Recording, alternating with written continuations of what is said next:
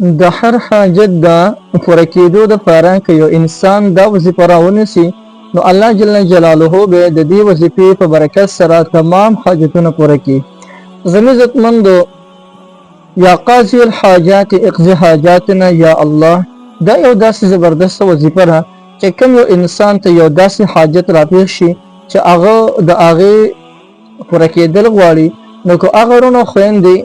دا وظیفه وکړي نو الله جل جلاله به د هغوی تمام حاجتونه پوره کړي،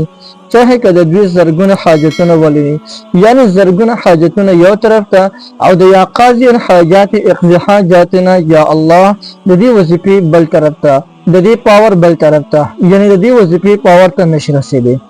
راځئ محترمو، د دې وظیفې کولو طریقه درته ښیم چې دا وظیفه به څونه کوو، په کومې طریقې سره به یې کوو. یا قاضي الحاجات اقضي حاجاتنا یا الله وظیفه به د ماسخوتن د مانځه نه پس به په یو ځان له ځای کې کښېنئ او په هغه ځان له ځای کې به د 3 ورځو صرف د 3 ورځو وظیفه ده، یعنې 15 رکعته به په هغه ځان له ځای کې وکړي، که په یوازې کې او که په ډېرو کسانو باندې کې. انشاءالله د دې وظیفې په برکت باندې به الله جل جلاله د ستاسو تمام حاجتونه پوره کړي.